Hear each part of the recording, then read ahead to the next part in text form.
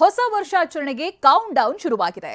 ಅಹಿತಕರ ಘಟನೆ ನಡೆಯದಂತೆ ಪೊಲೀಸ್ ಇಲಾಖೆ ಸಕಲ ರೀತಿಯಲ್ಲೂ ಸಿದ್ಧತೆ ಮಾಡಿಕೊಂಡಿದೆ.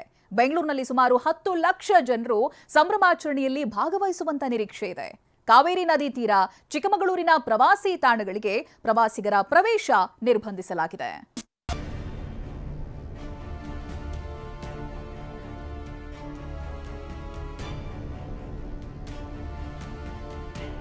ಹೊಸ ವರ್ಷ ಬರಮಾಡಿಕೊಳ್ಳಲು ಕ್ಷಣಗಣನೆ.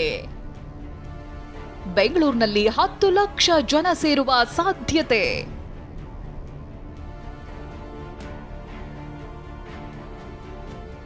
ಎರಡು 2024 ಕಳೆದು 2025ರ ಹೊಸ ವರ್ಷ ಬರಮಾಡಿಕೊಳ್ಳಲು ರಾಜ್ಯದ ಜನತೆ ಸಕಲ ರೀತಿಯಲ್ಲಿ ಸಜ್ಜಾಗ್ತಿದ್ದಾರೆ.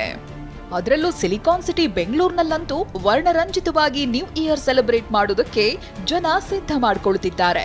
ಈ ಬಾರಿ ಎಂಜಿ ರಸ್ತೆಯಲ್ಲಿ ನಡೆಯಲಿರೋ ಸಂಭ್ರಮಾಚರಣೆಯಲ್ಲಿ ಸುಮಾರು 10 ಲಕ್ಷ ಜನ ಆಗಮಿಸುವ ನಿರೀಕ್ಷೆ ಇದೆ. ನಾಳೆ ರಾತ್ರಿ 1 ಗಂಟೆವರೆಗೂ ಪಬ್, ಬಾರ್ ಓಪನ್ಗೆ ಅವಕಾಶ ನೀಡಲಾಗಿದೆ. ಹೊಸ ವರ್ಷ ಸಂಭ್ರಮಾಚರಣೆ ವೇಳೆ ಕಟ್ಟುನಿಟ್ಟಿನ ಕ್ರಮ. ಹದ್ದು ಮೀರಿ ವರ್ತಿಸುವ ಕಿಡಿಗೇಡಿಗಳಿಗೆ ಗೃಹ ಸಚಿವರ ಎಚ್ಚರಿಕೆ. ಹೊಸ ವರ್ಷ ಆಚರಣೆ ವೇಳೆ ಆಗಾಗ್ಗೆ ಅಹಿತಕರ ಘಟನೆಗಳು ನಡೆಯುತ್ತಿರುತ್ತೆ. ಹೀಗಾಗಿಯೇ ಎಚ್ಚರಿಕೆಯಿಂದ ನ್ಯೂ ಇಯರ್ ಆಚರಿಸಬೇಕೆಂದು ಗೃಹ ಸಚಿವ ಪರಮೇಶ್ವರ್ ಸೂಚಿಸಿದ್ದಾರೆ. ಹದ್ದು ಮೀರಿ ವರ್ತಿಸುವ ಕಿಡಿಗೇಡಿಗಳ ವಿರುದ್ಧ ಕ್ರಮ ಕೈಗೊಳ್ಳಿ ಅಂತ ಪೊಲೀಸರಿಗೆ ನಿರ್ದೇಶನ ನೀಡಿದ್ದಾರೆ.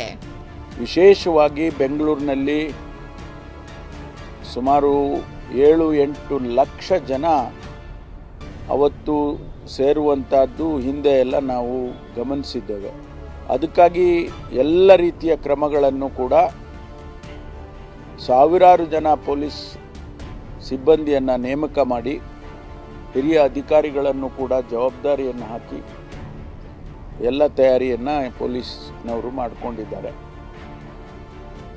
ಪ್ರವಾಸಿ ಸ್ಥಳಗಳಿಗೆ ಸಾರ್ವಜನಿಕರ ಪ್ರವೇಶಕ್ಕೆ ನಿರ್ಬಂಧ. ಮಂಡ್ಯದಲ್ಲಿ ನ್ಯೂ ಇಯರ್ ಹಿನ್ನೆಲೆ ಕಾವೇರಿ ನದಿ ತೀರಕ್ಕೆ ನಿರ್ಬಂಧ ಹೇರಲಾಗಿದೆ. ಕೆಆರ್ಎಸ್ ಹಿನ್ನೀರು, ಬಲಮುರಿ, ಎಡಮುರಿ, ಮುತ್ತತ್ತಿ ಸೇರಿದಂತೆ ನದಿ ತೀರದ ಸ್ಥಳಗಳಿಗೆ ನಾಳೆ ಬೆಳಿಗ್ಗೆ 6 ಗಂಟೆಯಿಂದ ಜನವರಿ 1ರ ರಾತ್ರಿ 8 ಗಂಟೆವರೆಗೆ ಜನರ ಪ್ರವೇಶ ನಿಷೇಧ ಹೇರಲಾಗಿದೆ. ಕಾವೇರಿ ತೀರದಲ್ಲಿ ಮೋಜು ಮಸ್ತಿಗೆ ಹೋದ್ರೆ ಕ್ರಮ ಕೈಗೊಳ್ಳಲಾಗುವುದು ಅಂತ ಮಂಡ್ಯ ಎಸ್ಪಿ ಮಲ್ಲಿಕಾರ್ಜುನ ಬಾಲದಂಡಿ ಖಡಕ್ ಎಚ್ಚರಿಕೆ ನೀಡಿದ್ದಾರೆ. ಪ್ರವಾಸಿಗರು ಅಥವಾ ಇತರರು ಬಂದು ಹೊಸ ವರ್ಷ ಆಚರಣೆ ಮಾಡುವ ಒಂದು ಸಂದರ್ಭದಲ್ಲಿ ಅವರು ಮೋಜು ಮಸ್ತಿ ಮಾಡುವುದು ಮತ್ತು ಮದ್ಯಪಾನ ಮತ್ತು ಇನ್ನಿತರ ಗಾಂಜಾದಂಥ ಪದಾರ್ಥಗಳನ್ನು ಸೇವನೆ ಮಾಡಿ ಅಕ್ರಮ ಚಟುವಟಿಕೆಗಳಲ್ಲಿ ತೊಡಗುವುದು ಯಾರಾದರೂ ಕಂಡು ಬಂದಲ್ಲಿ ಅಂಥವ್ರ ಮೇಲೆ ಕಟ್ಟುನಿಟ್ಟಿನ ಕ್ರಮ ಜರುಗಿಸುವ ನಿಟ್ಟಿನಲ್ಲಿ ಹೊಸ ವರ್ಷಾಚರಣೆ ಹಿನ್ನೆಲೆಯಲ್ಲಿ ಚಿಕ್ಕಮಗಳೂರಿನ ಮುಳ್ಳಿಯನಗಿರಿ ಸೇರಿದಂತೆ ಪ್ರಮುಖ ಪ್ರವಾಸಿ ತಾಣಗಳಿಗೆ ನಿರ್ಬಂಧ ಹೇರಲಾಗಿದೆ.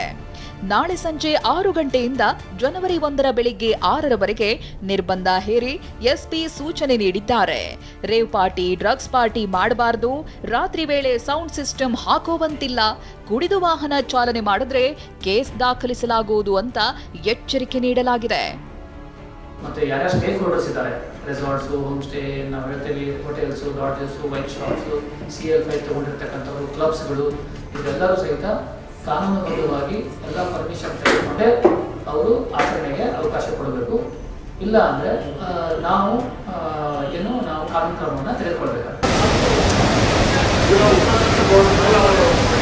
ಆದರೆ ಶಿವಮೊಗ್ಗದ ಜೋಗ್ ಫಾಲ್ಸ್ ವೀಕ್ಷಣೆ ನಿರ್ಬಂಧ ತೆರವು ಮಾಡಲಾಗಿದೆ. ಜಲಪಾತದಲ್ಲಿ ವಿವಿಧ ಅಭಿವೃದ್ಧಿ ಕಾಮಗಾರಿ ಹಿನ್ನೆಲೆ 3 ತಿಂಗಳ ಕಾಲ ಪ್ರವಾಸಿಗರ ವೀಕ್ಷಣೆಗೆ ನಿರ್ಬಂಧ ಇತ್ತು. ಆದರೆ ಪ್ರವೇಶ ದ್ವಾರ ಬಿಟ್ಟು ಮುಖ್ಯ ರಸ್ತೆಯ ವ್ಯೂ ಪಾಯಿಂಟ್, ಯಾತ್ರಿ ನಿವಾಸ, ರಾಣಿ ಫಾಲ್ಸ್, ಮುಂಬೈ ಬಂಗಲೆ, ಮುಂಗಾರು ಮಳೆ ಪಾಯಿಂಟ್ ವೀಕ್ಷಿಸಬಹುದಾಗಿದೆ. Bureau report, TV9.